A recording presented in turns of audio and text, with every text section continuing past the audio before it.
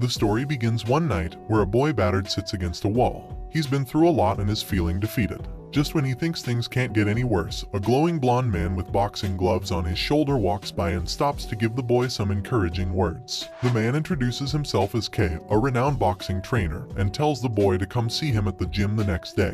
The next day at the gym director talks to Kay about the young boy he met the previous evening. The director tells Kay that the boy had been effortlessly sparring with one of their best boxers. Intrigued, Kay asks the gym director to bring in the strongest boxer to spar with the young boy, who turns out to be Ryu.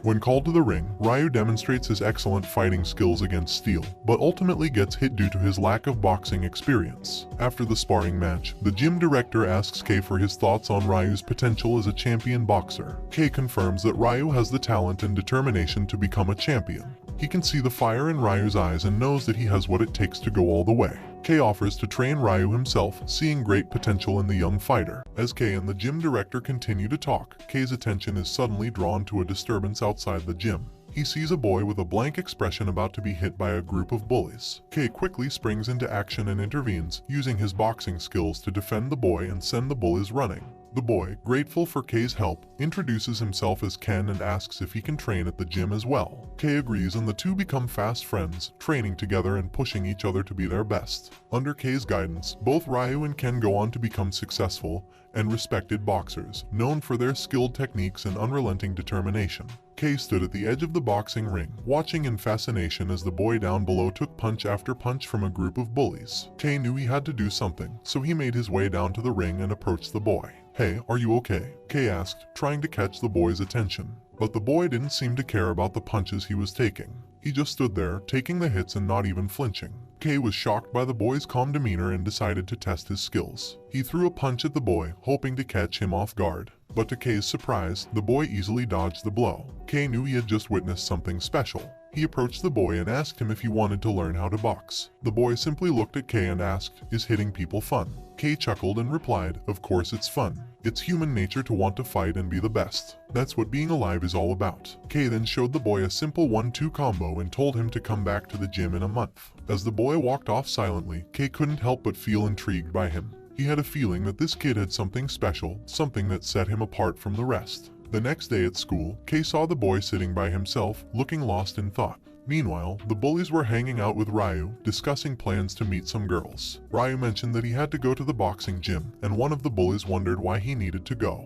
"There are always bigger things for people like Ryu," another bully replied matter-of-factly. "One day, he'll become world champion." Kay couldn't help but smile at the thought. He had a feeling that the boy he had met at the gym had the potential to be something great. He just had to find the right motivation and drive to succeed. At school, the bullies are causing trouble as usual, and one day they end up getting the black-haired kid, named Yu, in trouble too. In an act of retribution, they slap him in front of everyone before whisking Annie off to have lunch with them. As they all sit down to eat, they notice that Annie has brought cup noodles from home, just like they all have. However, the bullies decide to play a mean trick on Annie and secretly put a bug in his noodles, laughing to themselves as they watch him struggle to eat. "What's the matter, Annie? Can't handle a little bug in your food?" One of the bullies, Ryu, taunts. Seeing the disgust on Annie's face, the other bullies chime in and exclaim that it's probably because he doesn't have enough toppings on his noodles. They then proceed to add their own toppings to Annie's noodles, including phlegmy spit and a lollipop. As Annie looks on in horror, Ryu viciously asks if it's not enough before they force him to eat it all.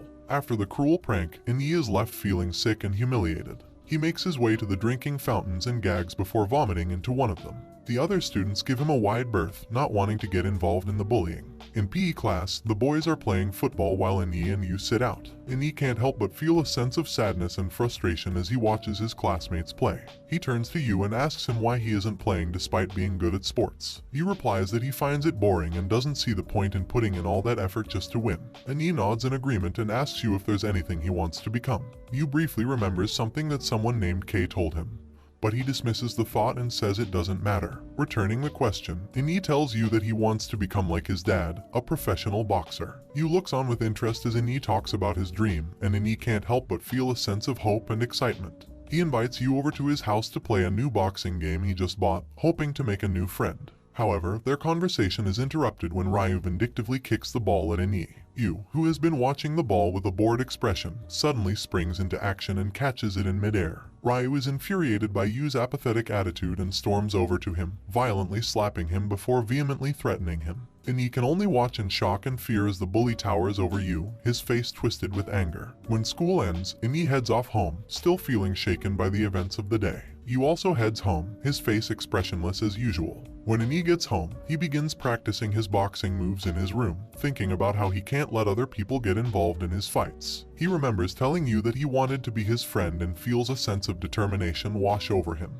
However, he can't shake the image of Ryu's threatening aura from his mind, and he dejectedly calls himself a loser before collapsing onto his bed. In the evening, Inii sits on the edge of his bed, trying to psych himself up for the challenges ahead. He knows that he can't go on living like this, constantly feeling afraid and powerless. But he is also aware of the harsh reality of Ryu Beekson and his immense strength. And he can't help but wonder if he will ever be able to stand up to him and put an end to the torment he and his friends have been suffering. As he contemplates his options, Inii hears his father come home and decides to ask him for advice. His father, a former pro boxer, always has wise words to share. Inii gathers his courage and approaches his father, asking him what he did when he had to fight against someone who was much stronger than him. Thinking for a moment, his father explains that as a boxer, he had to do his best and do what he could to win. He tells Inii that even if you get knocked down, as long as you can still get back up, you should do so because the moment a boxer stays down, their career is over. He emphasizes that true courage, both in boxers and non-boxers, is commendable and something to be admired.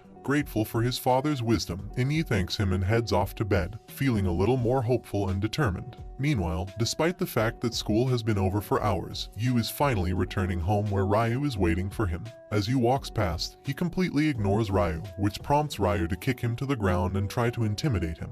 Despite Ryu's threats and taunts, Yu remains silent, causing Ryu to become even more irate and slam his head into the ground, demanding that he speak. When Yu still doesn't respond, Ryu spits on him and walks away, feeling frustrated and humiliated by Yu's lack of fear. As Ryu stalks off, he is accosted by a random student who wonders if he is strong. Delighted at the opportunity to prove himself, Ryu immediately knocks the student out and then proceeds to beat up his companions. As he tortures the last one, Ryu relishes the fear and pain he has become accustomed to seeing on their faces. He revels in the power and control he has over these weaker individuals, feeling a sense of satisfaction and superiority. But as the night wears on, Ryu's actions begin to weigh on him. He can't help but feel a sense of emptiness and loneliness despite all the fear and respect he has garnered from his peers. He starts to wonder if this is all there is to life, constantly fighting and causing pain to others. At the same time, Inii lies awake in bed, still thinking about his father's words and how he can apply them to his own situation. He knows that he can't just sit back and let Ryu continue to terrorize him and his friends. He resolves to do whatever it takes to stand up to Ryu and put an end to the cycle of violence and intimidation. As for Yu, he sits silently with his sleeping cat in his lap, his eyes dead and empty. He has become numb to the constant fear and abuse he has endured, not knowing how to escape from the darkness that surrounds him. The next morning, Inii wakes up feeling refreshed and ready to tackle the day ahead. He begins his daily routine by washing his face, taking a moment to splash some cold water on his face and wake himself up. After drying off, he heads to the kitchen to make breakfast. He takes a little extra time to cook a filling meal, knowing that it will give him the energy he needs to make it through the school day. Once he has finished eating, Inii heads to his room to get dressed for school. As he puts on his uniform and gathers his books, he makes a conscious effort to start the day with a positive attitude. He knows that it will be a challenge, as he is often targeted by bullies at school, but he is determined to face the day with courage and determination. As Inii makes his way to school, he can't help but feel a sense of nervousness. He knows that the bullies will likely be waiting for him, and he braces himself for the confrontation. However, when he arrives at class and takes his seat, the bullies walk past him without incident, leaving him confused and relieved. It isn't until later that he realizes that Yu, one of his classmates who is often targeted along with him, was late and was not present to be bullied. As the school day goes on, Inii can't shake the feeling that something is off. Despite being left alone by the bullies, he can't shake the feeling that they are up to something. His suspicions are confirmed when he overhears them talking about their plans to target Yu after school. Determined to stand up for his classmate, Inii follows the bullies to the PE equipment room after the final bell has rung. When he arrives, he finds the bullies roughing up a seemingly emotionless and apathetic Yu, with Ryu, the leader of the group, observing and making comments. Inii's heart races as he watches the scene unfold, knowing that he has to do something to stop it. With a burst of courage, Inii steps forward and tells the bullies to stop. They are caught off guard by his sudden appearance, and for a moment they hesitate. Innie takes this opportunity to adopt a boxing stance, recalling the moves his father had taught him in case he ever found himself in a situation like this. One of the bullies approaches confidently, but Innie strikes him with a solid 1-2 punch, stunning the bully and drawing blood. As the tables turn and Innie grows in confidence, Ryu steps forward and mockingly notes that Innie has learned some boxing.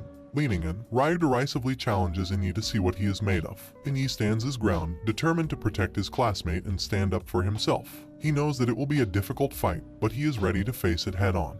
With his target right in front of him, Innie takes a deep breath and reminds himself of his game plan. He had spent countless hours training and preparing for this moment, and he was determined to come out on top. He remembers the words of his father, who had always told him to never give up no matter how difficult the situation may seem. With that in mind, Innie charges forward and begins firing off a series of punches at Ryu. But to his dismay, Ryu effortlessly evades every single strike. Innie can't help but feel frustrated and defeated as he watches Ryu mockingly tell him how he should attack. And just as he thought things couldn't get any worse, Ryu bops Innie in the nose, causing him to stumble backwards in shock. Feeling humiliated and determined to prove himself, Innie frantically throws a punch, hoping to catch Ryu off guard. But Ryu is too quick and easily dodges the attack, countering with a vicious punch that knocks Innie's glasses off his face and drops him to his knees. As Innie sits there, dazed and disoriented, he can see the clear difference between their abilities and hears Ryu taunting him, telling him that he's not good enough. But Innie refuses to give up. He remembers his father's words and returns to his feet with a renewed sense of determination. He knows that he can't let Ryu's words get to him and he has to focus on the task at hand. Gladdened by Innie's spirit, Ryu puts one arm behind his back and declares that it's now time for round 2. Innie takes a moment to compose himself and then nods, ready to take on Ryu once again. This time, he's not going to let Ryu get the upper hand. But unfortunately, Ryu hits first with a punch to the face, causing Innie to focus on protecting his face from all of Ryu's subsequent blows. Innie tries to fight back, but Ryu is just too skilled and manages to crack Innie in the stomach with a solid punch, sending him reeling and leaving a grin of sheer ecstasy on Ryu's face. Feeling defeated and with no other options left, Innie curls up completely in an effort to protect all sides of his body from Ryu's onslaught of punches. He knows he has to wait for his chance to counter, and he's determined to make it count. He waits patiently, enduring the pain and trying to conserve his energy. And finally, after what feels like an eternity, Innie sees his chance and puts all his remaining energy into an uppercut. But Ryu is ready for it and happily dodges the whiffing punch, counterattacking with a devastating overhand left that knocks Innie out. As Innie lies on the ground, defeated and bruised, he can't help but think about his father and all the hard work he had put into this moment. He knows he still has a long way to go, but he also knows that he can't give up. He will keep training and fighting until he reaches the top, just like his father had always told him. So, he gets back up and looks forward to the next round, knowing that he has the determination and drive to become the best. As Innie lay on the ground, his head swimming from the force of the punch, he couldn't help but think about his father's boxing record. He had always respected his dad for the kind of person he was and the dedication he had to his craft. Innie's father had always instilled in him the importance of never giving up, no matter how difficult the situation seemed. As he struggled to regain his footing, Innie couldn't help but think about how his father would react if he saw him in this situation.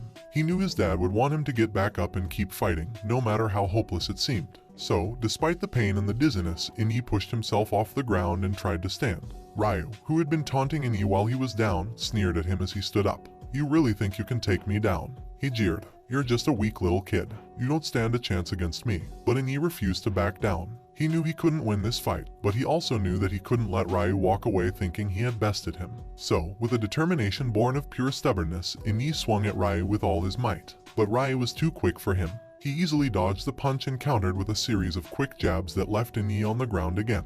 As Innie struggled to catch his breath, Ryu stood over him, a satisfied smirk on his face. "You're done," he said. "I won't bother you anymore." But Innie wasn't ready to give up yet. Remembering his father's words about what it means to be a true boxer, he gritted his teeth and pushed himself up once again. "We're not done yet," he said, his voice determined. "I won't give up until you give me a real fight." Ryu looked at him with disgust, but Innie could see a flicker of hesitation in his eyes. He knew that Ryu was starting to doubt his own victory. So, with a renewed sense of purpose, Innie stood his ground and waited for Ryu to make his move. The other bullies and you watched as the two boys faced off, each one determined to come out on top. Ryu's anger was palpable as he swung at Innie, his fists flying with a ferocity that left Innie reeling. But Innie refused to give up. He took the hits and kept coming back for more, determined to prove to Ryu that he was not a weakling. Finally, after what felt like an eternity, Ryu landed a particularly brutal punch that sent Ini crashing to the ground once again. As he lay there, struggling to catch his breath, Ryu began pummeling him mercilessly, shouting insults and taunts as he hit him. But Ini was done listening. As he lay there, bruised and battered, he knew he had achieved his goal. He had stood up to Ryu and proved that he was not afraid. So, with a quiet strength that surprised even himself, Ini spoke up. "I knew I couldn't win," he said, his voice barely above a whisper. "But I didn't care. I just wanted to show you that I'm not afraid of you." Ryu stopped in mid-punch, his eyes wide with shock. He had never expected Ini to admit defeat, let alone with such a calm acceptance. "What do you mean, you didn't care?" "I didn't care about winning or losing," Ini continued, struggling to speak through the pain. "I just wanted to prove to myself that I could stand up for myself. And I did that. So, no matter what you do to me now, I've already won." Ryu stood there for a moment, staring at Ini in disbelief. Then, with a snarl of anger, he began hitting him again, shouting that Ini would never be as strong as him no matter how hard he tried. But Ini didn't care. He had already made his point, and he knew that Ryu's anger was born of fear and insecurity. So, with a peaceful acceptance, Ini lay there and let Ryu vent his frustration on him. And as the other bullies and you watched in horror, they couldn't help but wonder if they had been wrong all along. Maybe Ini was right. Maybe strength didn't come from winning or losing, but from standing up for what you believed in. Suddenly, from behind them all, you spoke up. "Is this really fun for you guys?" he asked, his voice laced with disgust. "Is it really worth it to hit someone just because you can?"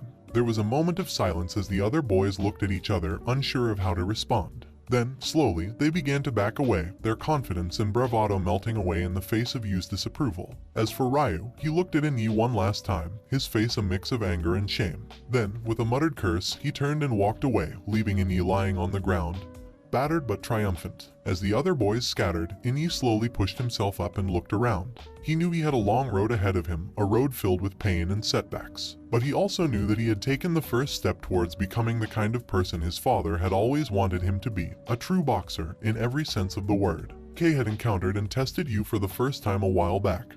And during this encounter, he had asked the boxing gym director if he knew who Yu was. The director had not seemed to have an answer, so Kay had asked him what he thought about instincts. Kay had explained that whenever he met an athlete that he would eventually end up training, he would always get a gut feeling about it. He had felt this way about Ryu Beekson, but when he met Yu, he had felt something different. Instead of the usual gut feeling, Kay had felt a blood-curdling fear wash over him. In the present, the bully who had been punched by Ani stormed towards Yu, looking for revenge. However, Yu remembered a move that Kay had shown him during their first encounter and swiftly came into a boxing stance, ready to defend himself. With a quick 1-2 combo, Yu knocked the bully out, leaving everyone watching in shock. Encouraged by this, another bully charged at Yu, but he easily took him out with the same combo. Seeing this, the third bully ran away in fear, while Ryu looked on in disbelief. Flashback to the first encounter with Kay and Yu. Kay had told the gym director that he couldn't stop trembling when he saw Yu. It seemed to Kay as if Yu had been waiting for the punch to land at the time. The gym director had been skeptical, but Kay had insisted that he was telling the truth. Kay had then revealed to the gym director that Yu had easily avoided his definite kill punch, showing off superhuman capabilities that Kay had never seen before. In fact, Kay had never seen anyone like Yu before, not a genius, but a monster that surpassed the capabilities of humans. In the present, Ryu got to his feet and stared Yu down, feeling a strange tension between them.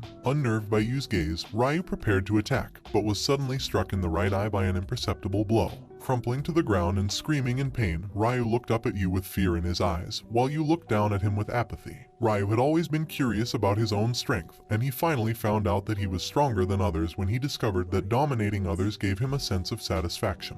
This realization fueled his desire to fight, and he became famous among skilled fighters in the country. Whenever someone challenged him to prove their own superiority, Ryu enjoyed crushing them, which made him feel special. But one day, Ryu was stunned when he was hit by Yu. Despite trying to reassure himself that it was just a mistake, Ryu got back up with anger and prepared to defeat Yu with all his effort. As he circled Yu, Ryu lunged at him with a right hook, but Yu managed to duck and counter with punches to the side and face. Yu then delivered a ruthless beatdown that left Ryu unconscious. When Ryu awoke, he found himself in a hospital bed with bruises and cuts all over his body. It took him a few minutes to realize what had happened, and for the first time in his life, he felt defeat. Overwhelmed with emotion, Ryu cried like a child, having experienced his first loss. As he lay in bed, Ryu couldn't stop thinking about the beating he had received at the hands of Yu. He had always been confident in his own abilities, and he had never encountered someone who could match his strength. But you had not only matched him, he had completely overpowered him. Ryu couldn't understand how he had been defeated. He had always believed that he was special, that he had something that set him apart from other fighters. But now, he was forced to confront the reality that there were people who were stronger than him, and it was a humbling experience. As he recovered in the hospital, Ryu began to reflect on his past actions and his desire to dominate others. He realized that his obsession with strength and power had blinded him to the true nature of martial arts. He had been focused on winning and defeating others, rather than on honing his skills and seeking self-improvement. Feeling a newfound sense of humility, Ryu vowed to change his ways and to focus on becoming a true martial artist. He knew that it would be a long and difficult journey, but he was determined to follow the path of enlightenment and to become a warrior in the truest sense of the word. As Kei walked into the boxing gym, he couldn't help but feel a sense of excitement and determination wash over him. This was the place where he was going to make a name for himself, where he was going to prove that he was the best. Two people at the gym tried to strike up a conversation with Kei, hoping to impress him with their skills and knowledge. But Kei was having none of it. He was focused on finding the right person to train with, someone who could push him to his limits and help him reach his full potential. As Kei scanned the room, he noticed the gym director talking to someone in the corner. He walked over and overheard the director asking about the whereabouts of Ryu Beekson, a formidable opponent who had not been seen at the gym for a while. Just as Kei was about to turn away, he saw the door open and a familiar face walk in. It was you, a young man who Kei had met a few times before. You seemed surprised to see everyone staring at him, but Kei didn't waste any time. He walked up to you and asked him if he was ready to learn how to box professionally. You hesitated for a moment before agreeing, but on one condition: that Kei paid for some hospital bills. Kei was taken aback by this request, but he knew there was a story behind it. He asked you if he thought Beekson was a strong fighter, and you simply replied that he wasn't really. Kei nodded, understanding what had happened. He told you to take him to the hospital before thanking the stunned gym director. As they walked through the hospital corridors, Kei couldn't help but marvel at how well you had beaten Beekson. He wondered if a person like Beekson would be able to recover from such a crushing defeat. Meanwhile, you looked down at the sleeping Inyi, recalling his unbreakable spirit and determination.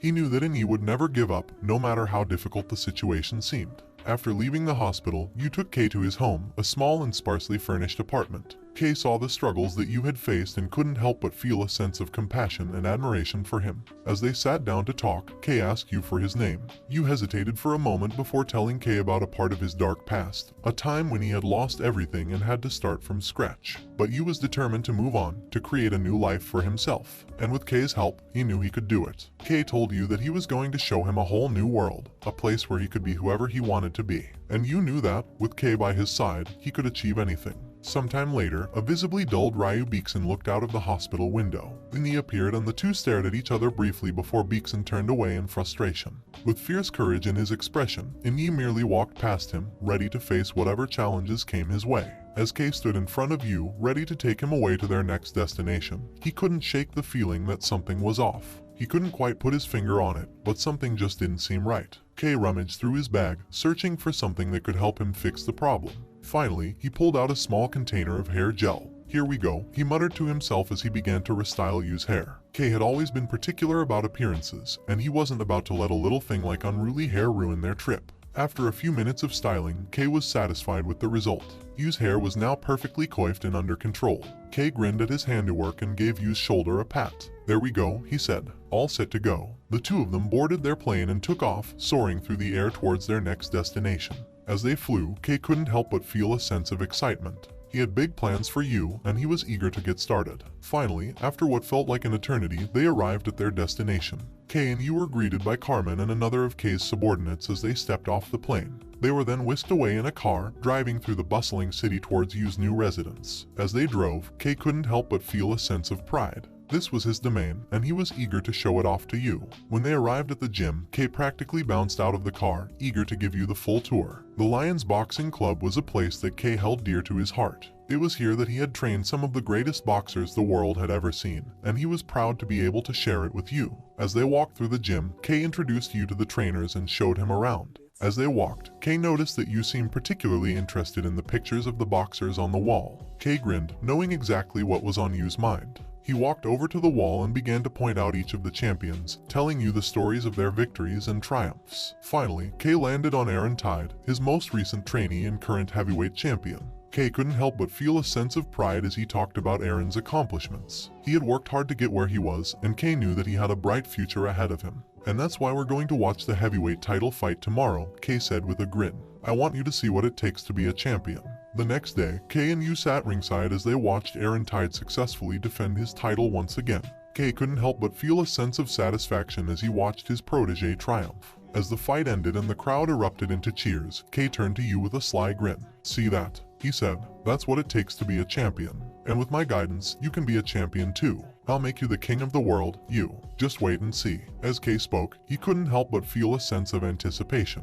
The moment he had been waiting for, the moment that would quench his grudge and prove his worth, was finally within reach. All he had to do was guide Yu to the top, and he knew that he could do it. With a confident smile, Kay leaned back in his seat and watched as the celebrations continued around him. He knew that this was just the beginning, and he was determined to see Yu reach the heights of success. Over the next few weeks, Kay worked tirelessly to help Yu reach his full potential. He trained him in the gym, pushing him to be his best. He taught him everything he knew about the sport, sharing his knowledge and experience with Yu. As Yu's skills grew, so did his confidence. He began to see the potential that Kay had always known was there, and he was determined to make the most of it. Finally, the day of Yu's first big fight arrived. Kay stood ringside, his heart racing with excitement and nerves. As the bell rang and the fighters stepped into the ring, Kay knew that this was it. This was the moment that he had been waiting for, the moment that would prove to the world that he was the greatest trainer of all time. As the fight raged on, Kay watched with a fierce intensity. He shouted out encouragement to Yu, urging him on to victory. And in the end, Yu emerged victorious, becoming the new heavyweight champion. As the crowd erupted into cheers, Kay couldn't help but feel a sense of pride and accomplishment.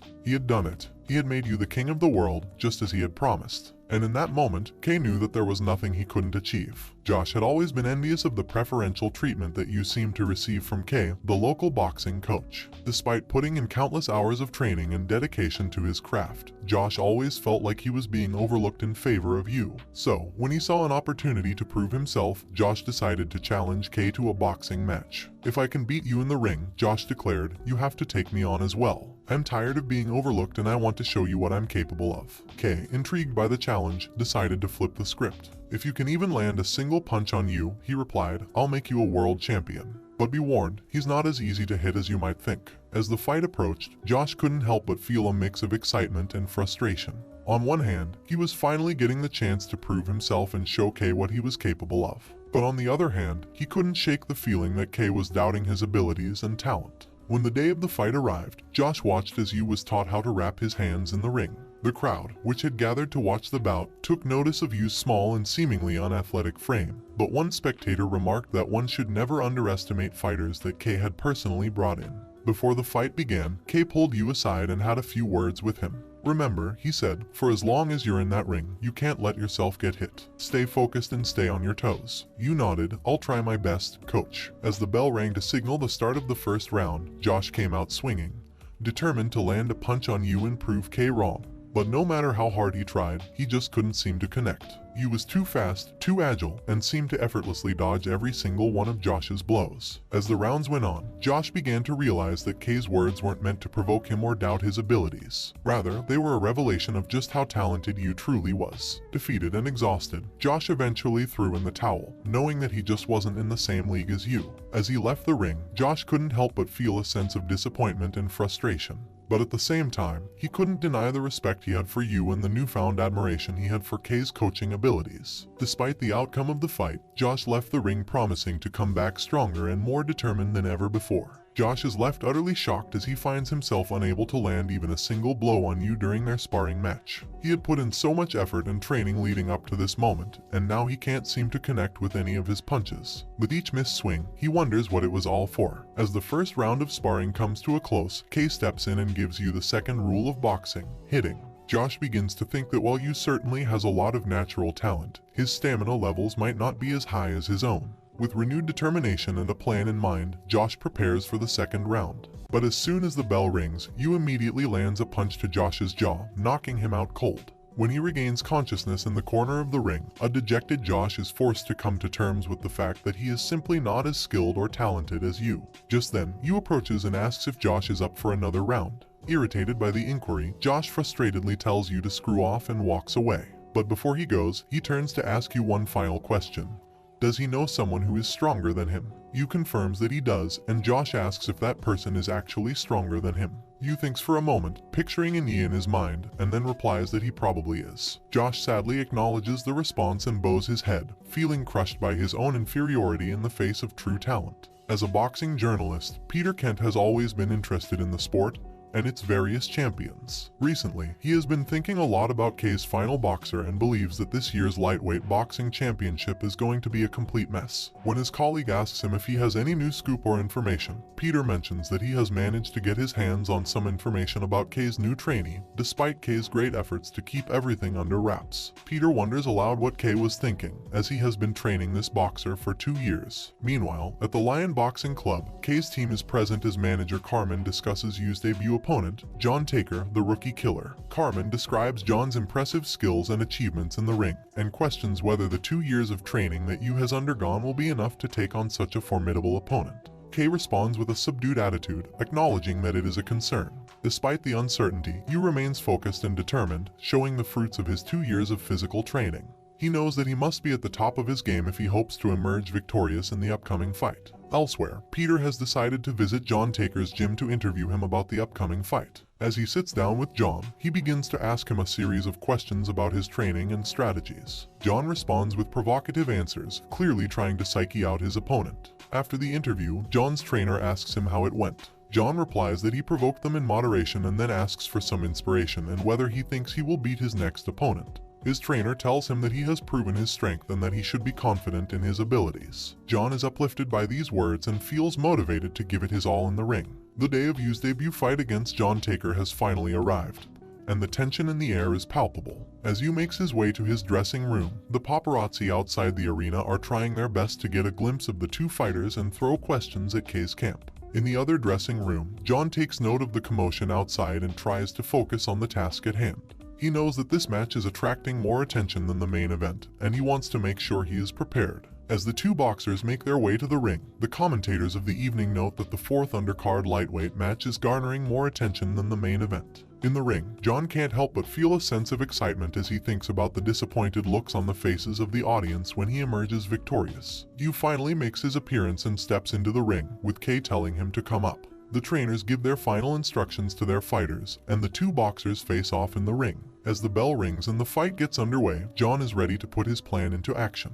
But he is left stunned as he experiences Yu's sheer presence, which momentarily immobilizes him with a fear he has never felt before. After shaking off the initial shock, John moves to attack, but Yu shocks everyone with a ridiculously fast opening punch. The fight becomes a flurry of blows, with Yu delivering an onslaught of precise, grazing blows that leave John's head bloody. The referee stops the fight so that the ring doctor can check on John's condition. As the doctor examines the wounds, he is shocked by the precision and neatness of the injuries inflicted. A visibly stunned John stands in the ring, his heart racing with fear as he looks at the monster that is Yu. The audience watches in awe as Yu emerges victorious in his debut fight, leaving John battered and bruised. It is clear that Yu is a force to be reckoned with, and his future in the boxing world looks bright. The referee snaps John Taker back to reality and asks if he is still able to continue fighting. The ring doctor gives the all clear and the fight resumes. John is dazed and disoriented, but he knows he must keep going. He has trained too hard and come too far to give up now. As the bell rings, John takes a deep breath and tries to shake off the cobwebs. He looks across the ring and sees his opponent, Yu, standing tall and confident.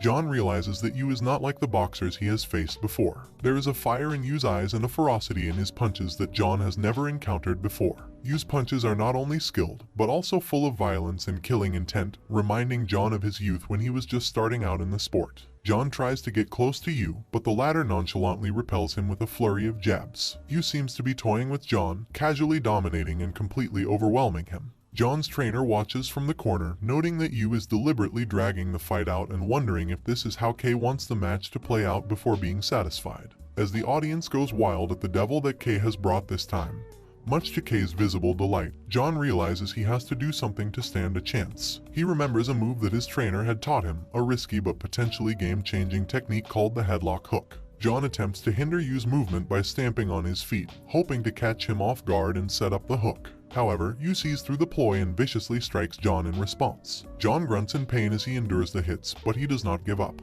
He knows that the headlock hook is his only chance at victory. As he waits for an opening, John's trainer realizes that Yu is in range of the hook and urges John to take the opportunity. It all comes down to this final moment, and John knows he has to give it his all. With a fierce determination, he launches the hook and hopes for the best. As we witness a flashback of John Taker's earlier days in the boxing world, we see him facing off against an opponent who seems to have the upper hand. Despite the odds stacked against him, John remembers the journey that brought him to this point, the grueling training sessions, the sacrifices he made, and the sheer determination that drives him to succeed. With these memories fueling him, John manages to push through the tough moments and ultimately emerge victorious in the fight by decision. Fast forward to the present day, and John finds himself in a similar situation. He is up against a skilled and formidable opponent, but he knows that he has what it takes to triumph. He draws upon the lessons he learned from his past experiences, trusting in his training and his own inner strength to carry him through. Despite the challenges he faces, John remains resolute and refuses to let anything stand in the way of his victory. As the sound of his trainer's shouts filled his ears, John Taker summoned the last of his strength and launched a fierce counter-attack against his opponent,